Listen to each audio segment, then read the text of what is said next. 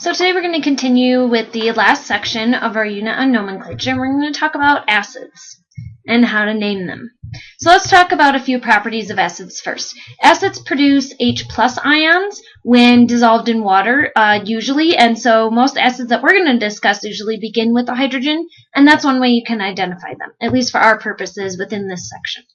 Most acids also taste sour. Citric acid is present in lemon, limes, grapefruit, oranges. That's what makes them taste sour. So there are lots of other acids that are also sour in taste. Usually an acid is a molecule with one or more H+ ions attached to an anion or a negatively charged part. So let's talk about some rules for naming acids. Basically, you're looking for two different distinctions, whether or not the acid contains oxygen or not.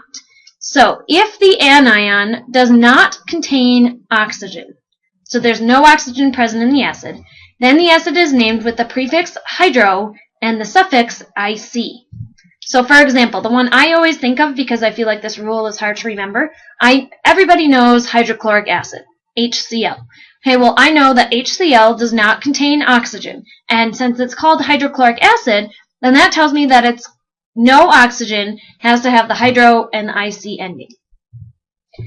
Okay, when the anion does contain oxygen, usually now we're talking about some sort of oxyanion. Remember when we talked about the polyatomics? So usually it's some sort of oxyanion bonded with hydrogen. So if the anion does contain oxygen, then the acid is given an IC or an OUS suffix, and that depends on the polyatomic. So if the polyatomic, or the anion, ends in ATE, like sulfate, then the acid will get the the suffix IC. So for example, let's look at H2SO4. So here we have an acid because it starts with hydrogen. We've got an anion that contains oxygen, and we know that SO4 is sulfate. And so that means we're going to get an IC ending, and so this becomes sulfuric acid. Because it has an acid, we know it's going to start with hydrogen, and then we can figure out the charges from there. If the anion ends in ITE, then the acid gets the suffix OUS. So if we look at H2SO3, well, SO3 is sulfite. And so that means it gets an OUS, so it becomes sulfurous acid. Acids are probably the most complicated group of all the naming, just because there are a few more rules. But you can do it. Let's look at some examples to help you out. So let's look at H3PO4. Well, we know that PO4 is phosphate. Okay, so if we did our initial question, does the acid contain oxygen? Yes, it does. So now we need to know the polyatomic name, which is phosphate.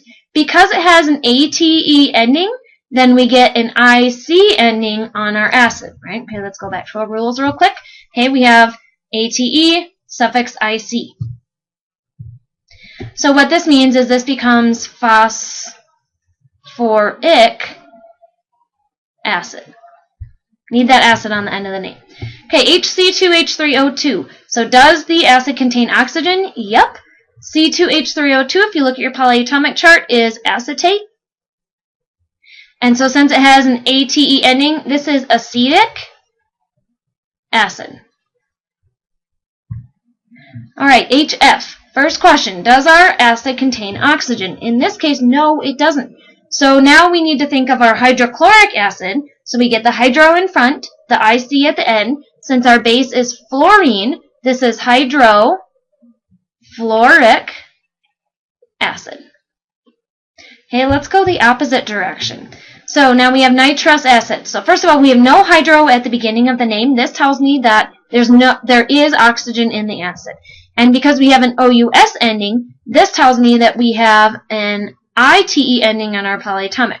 So that tells me that it's nitrite.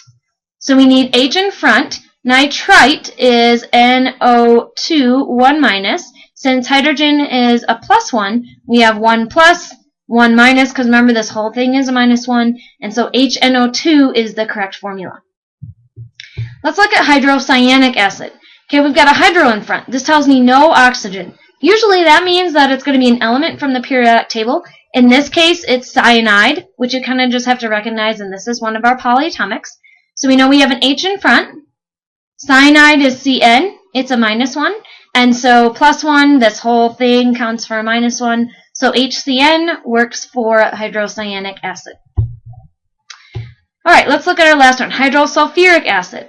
Now, because we have a hydro in front, we know it doesn't contain oxygen, and this is where it's really tricky, because I see the IC and I think sulfate, which has an oxygen, okay, but because of this hydro in front, it has to come from the periodic table. So I'm looking for sulfur.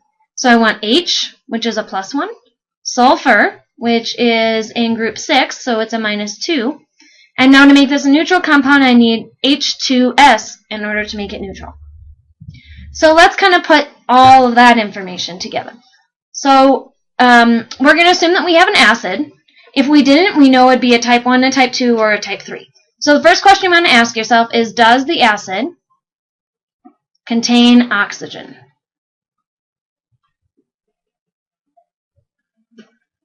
Okay, and we could say yes or no.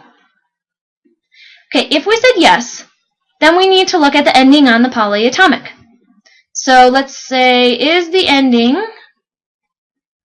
on the polyatomic ATE?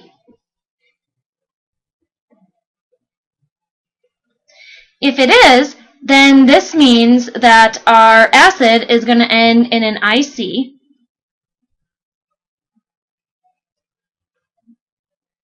Okay, and if it's no, then that means that our polyatomic has an IT ending, which gives us an OUS acid ending. Okay, what if the acid did not contain oxygen?